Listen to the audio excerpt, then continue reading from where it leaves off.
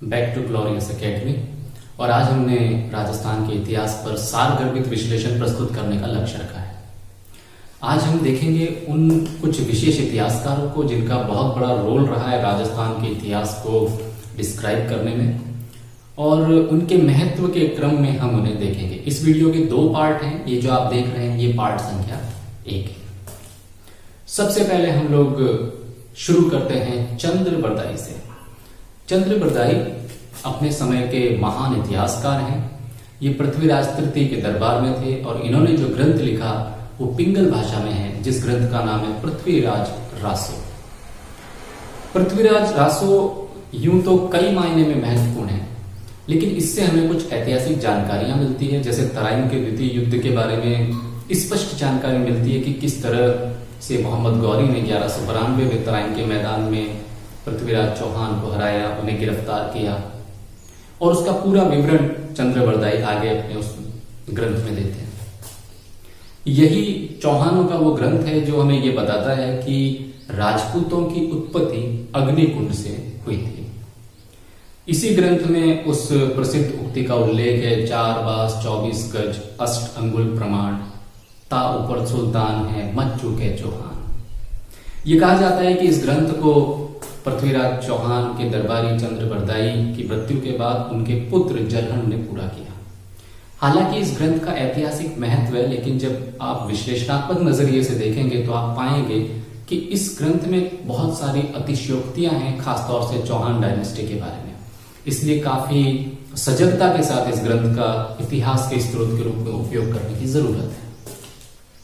आगे बढ़ते हैं और दूसरा ग्रंथ आता है, ये भी चौहानों से संबंधित है, अजमेर के इतिहास से, और इतिहासकार का नाम है नरपति नाल। नरपति नाल ने एक ग्रंथ लिखा जिसका नाम था बीसल देव रासो। ये रासो साहित्य का उदाहरण है। इसमें अजमेर के बीसल देव चौहान और राजमती की प्रेम कथा का उल्लेख है। एक तरीके से नरपति नाल का यह ग्रंथ बीसल देव रासो एक नीति काव्य है जो अपभ्रंश पर आधारित है, और इस ग्रंथ का चौहान डायनेस्टी के इतिहास को जानने में काफी ज्यादा महत्व है। जहां तक भाषा का मामला है तो इस नीति काव्य के अंदर राजस्थानी और गुजराती का सम्मिश्रण किया गया है। इसमें बताया गया है कि किस तरह से बीसल देव का विवाह हुआ, किस तरह से उसने उड़ीसा की यात्रा की, और किस तरह से उसके और राजमती के प्रेम संबंध चले, और उनकी विरह का वर्णन भी ये ग्रंथ करता है। थोड़ा आगे बढ़ते हैं और तीसरे नंबर पर हम लेते हैं एक और इतिहासकार को जिनका नाम था काशी छंगाणी। ये बीकानेर के थे और इन्होंने एक ग्रंथ लिखा था छत्रपति रासो। इस छत्रपति रासो ग्रंथ में बीका से लेकर कर्ण सिंह तक का उल्लेख है। यही वो ग्रंथ है जो 1664 में लड़े गए नागौर बीकानेर के बीच युद्ध मतीरे की राड़ का उल्लेख करता है। ये मतीरे की राड़ का युद्ध क्या था, जब हम राजस्थान के युद्धों का अध्ययन करेंगे उस समय इसे हम डिटेल से देख लेंगे। काशी छंगाणी अपने इस ग्रंथ में औरंगजेब की शाहजहां की मृत्यु के बाद जो उत्तराधिकार युद्ध हुआ 1658 उसका भी उल्लेख करते हैं, और ये बताते हैं कि किस तरह से कर्ण सिंह से औरंगजेब नाराज हुए थे, और फिर बीकानेर और मुगलों के संबंध धीरे धीरे कड़े होते गए। इसी कड़ी में आगे अगला नाम हम लेते हैं पृथ्वीराज राठौड़ का, जिनका उपनाम है पीथल। इन्होंने एक ग्रंथ लिखा बेली किशन रुक्मणी। ये बहुत बेहतरीन ग्रंथ है जिसे 5वां वेद और 19वां पुराण कहा गया है। इस ग्रंथ में कृष्ण और रुक्मणी की प्रेम कथा का और उनके प्रणय का विस्तृत उल्लेख है। पृथ्वीराज राठौड़ बीकानेर नरेश राय सिंह के छोटे भाई थे, और ये अकबर के दरबार में थे, और अकबर ने इन्हें नवरत्न का दर्जा दिया था। जहां तक बेली किशन रुक्मणी की ग्रंथ का सवाल है तो ये एक तरीके से धार्मिक और सांस्कृतिक पक्षों को अधिक विस्तार से स्पष्ट करता है। अब आ जाते हैं हम मारवाड़ की तरफ, और यहाँ एक इतिहासकार हुए हैं जिनका नाम था मुहनोत नेणसी। मुहनोत नेणसी अपने आप में बहुत बड़ा नाम है, और जहां तक इनके लेखन का सवाल है तो इन्होंने एक ग्रंथ लिखा जिसका नाम है नैणसिरी ख्यात। इस नैणसिरी ख्यात का जो विवरण है वो काफी विस्तार से है। ये शायद पहले ऐसे इतिहासकार रहे हैं जिन्होंने अपने दूसरा ग्रंथ मारवाड़ परगनारी विगत या गांवारी ख्यात, उसमें छोटे छोटे गढ़ और गढ़ियों का वर्णन कर दिया है। ये शायद पहले इतिहासकार होंगे जिन्होंने अंतरराज्यीय संबंधों का बहुत विस्तार के साथ उल्लेख किया है।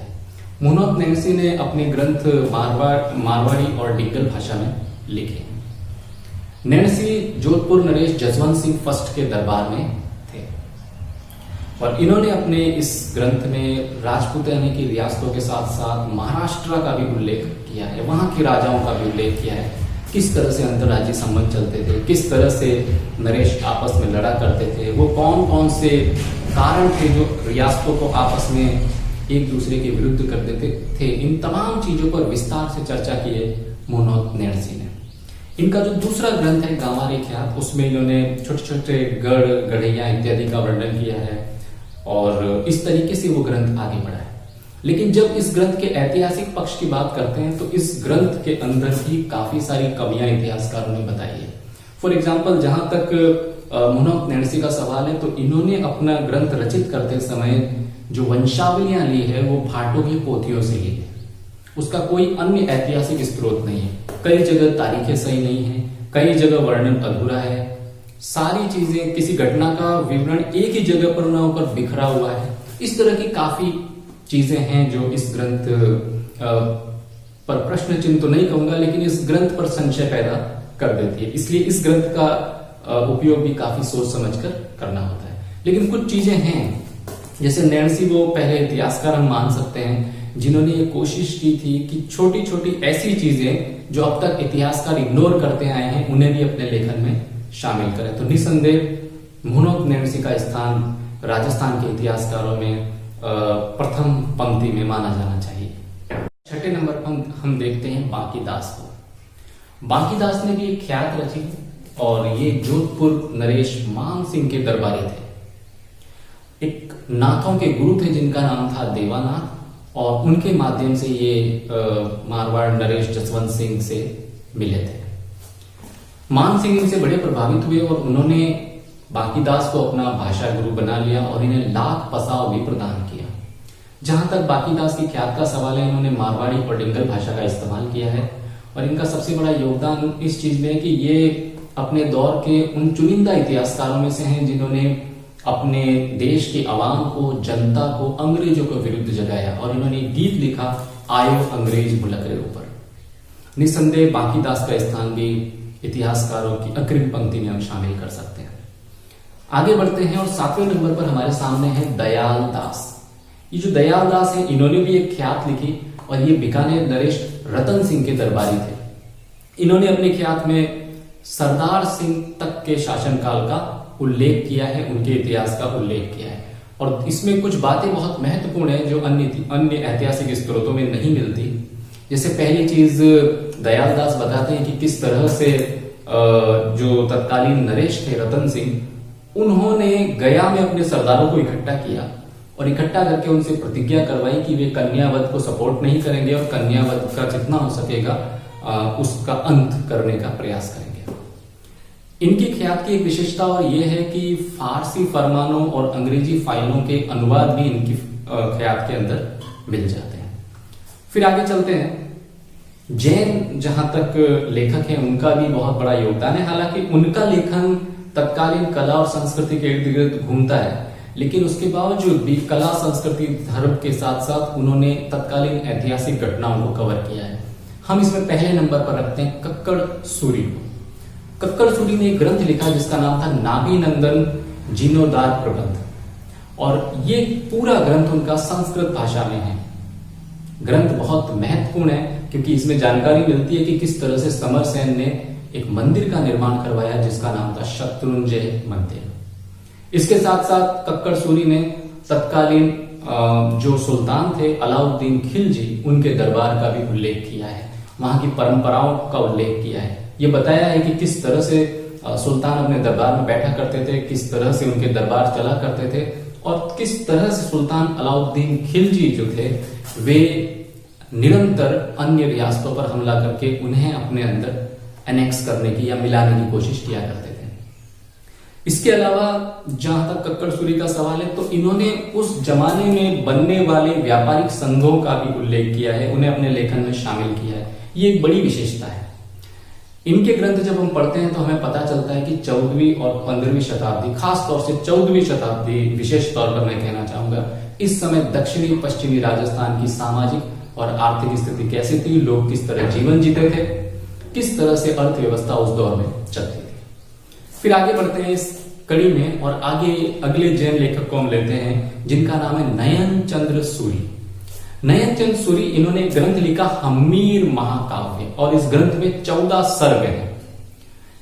इन्होंने रणथंभौर के हम्मीर देव चौहान का विस्तृत वर्णन किया है, उसकी उपलब्धियों को बताया है और यह भी बताया है कि किस तरह से राजपूत शासक उस दौर में अपनी सैन्य व्यवस्था का संचालन करते थे। हालांकि इस ग्रंथ में बहुत सारे अर्थहीन वर्णन भी दिए गए हैं, बहुत सारी अतिशयोक्तियां हैं जिन पर यकीन कर पाना बहुत मुश्किल है।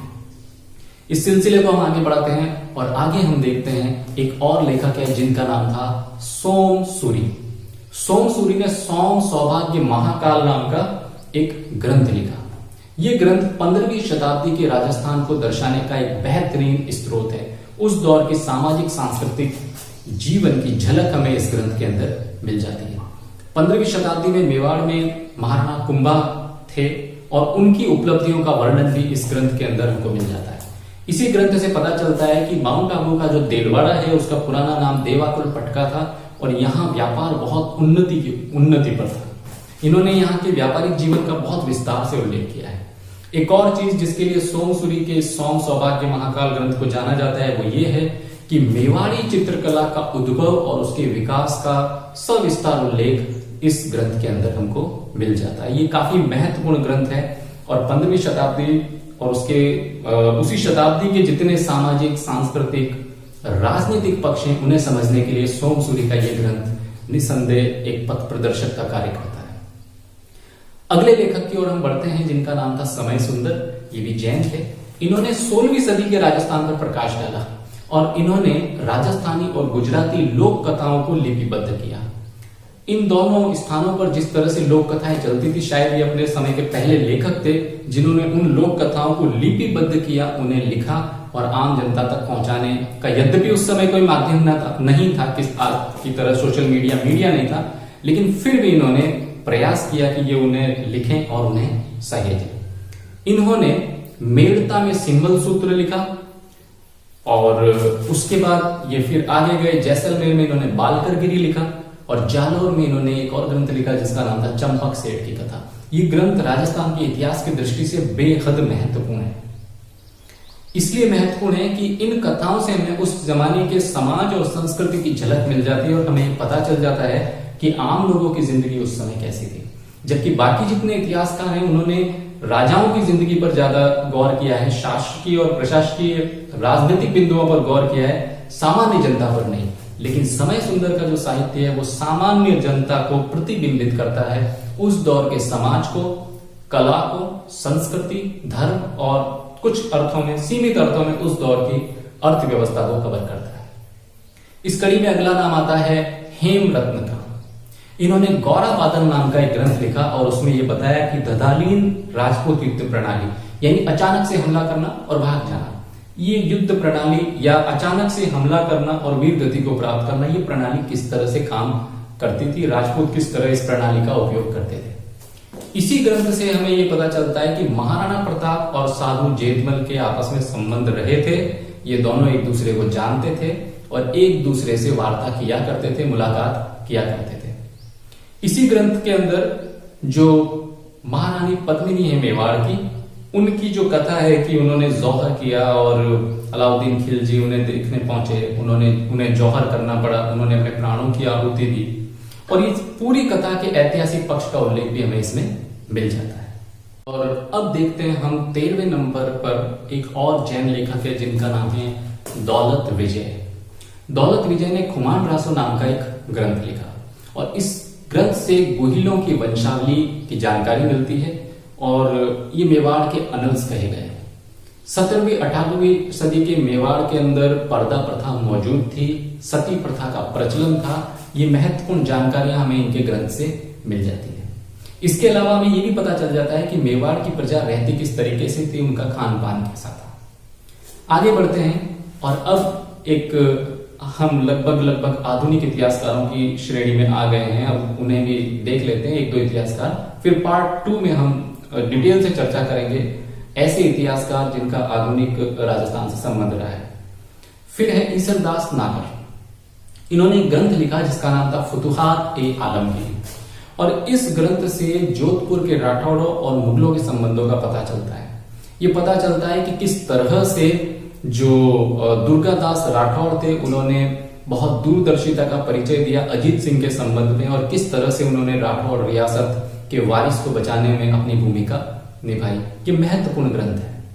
और आज का हमारा अंतिम ग्रंथ है 15वें नंबर का, ये है शिवदास का। शिवदास एक लेखक थे और इन्होंने एक ग्रंथ लिखा मुनव्वर-ए-कलाम। इस मुनव्वर-ए-कलाम ग्रंथ का संबंध दरअसल जोधपुर रियासत से है, और इस ग्रंथ में एक ऐतिहासिक तथ्य का पता चलता है। वो तथ्य ये था कि जोधपुर की एक राजकुमारी थी जिनका नाम था इंद्रकुमरी। इस इंद्रकुमरी का मुगल बादशाह फारूक सियर से विवाह किया गया था। ये ऐतिहासिक तथ्य इस पुस्तक में मौजूद है। अब हमें ये देखना है कि इन इतिहासकारों द्वारा दिए गए इन समस्त ऐतिहासिक ग्रंथों की स्थिति क्या है, वस्तु स्थिति क्या है। तो आपको ध्यान रखना है कि इन सभी ग्रंथों में निसंदेह ये काफी उपयोगी हैं, काफी ऐतिहासिक जानकारियां हैं, लेकिन जब आप ऐतिहासिक दृष्टिकोण से इनका अध्ययन करते हैं या प्रतियोगी परीक्षाओं के दृष्टिकोण से इनका अध्ययन करते हैं तो आपको कुछ चीजें ध्यान रखनी है। नंबर 1 ये कि बहुत से विवरण या वर्णन ऐसे हैं जिन्हें आप अर्थहीन मान सकते हैं, जिन पर यकीन कर पाना मुश्किल है, या ऐसे विवरण भी दिए गए हैं जिनकी पुष्टि अन्य स्रोतों से नहीं होती। तो इतिहासकार वहां काफी सजगता से काम लेते हैं। दूसरी चीज इसमें यह पता चलती है कि बहुत सी जगह पर इन ग्रंथों के अंदर अतिशयोक्तियां बहुत ज्यादा है। यही वजह है कि इन ग्रंथों का महत्व थोड़ा सा सीमित हो जाता है। तीसरी सबसे बड़ी कमी यह है कि अधिकतर लेखक जो थे ये राजदरबारों के थे, और इन्होंने जो कुछ भी लिखने का प्रयास किया है अपने तत्कालीन शासकों को प्रसन्न करने, लाख पसाव प्राप्त करने, उनसे पुरस्कार प्राप्त करने के उद्देश्य से ही लिखा होगा। ऐसे में ये सवाल बनता है कि हो सकता है इन्होंने तत्कालीन तथ्यों की, तत्कालीन सामयिक, सामाजिक, राजनीतिक तथ्यों की जानबूझकर अनदेखी कर दी। एक और चीज जो इन ग्रंथों के बारे में हमें समझनी है वो ये है कि ज्यादातर लेखकों का संबंध राजदरबारों से था, तो इन्होंने राजदरबारों का ही वर्णन किया है। इनके वर्णन में हमें शासक, उनके सरदार, दरबार और शाही रहन सहन की ही जानकारी मिलती है। आम जनता किस तरह से जीवन गुजार रही थी, उनकी क्या समस्याएं थी, उस पर लगभग सभी ग्रंथ मौन है। एक और चीज जो इन ग्रंथों के बारे में हमें देखनी होगी, समझनी होगी, वो ये है कि बहुत से ग्रंथ ऐसे हैं जिनमें दिए गए विवरण अन्य ग्रंथों में दिए गए विवरण के बिल्कुल उलट है। तो ऐसे में हमें तीसरे स्रोत की सहायता लेकर यह देखना होगा कि वस्तु स्थिति या वास्तविक स्थिति क्या है। आशा है ये वीडियो आपके लिए पथ प्रदर्शक का कार्य करेगा। बहुत बहुत धन्यवाद। जय हिंद, जय भारत।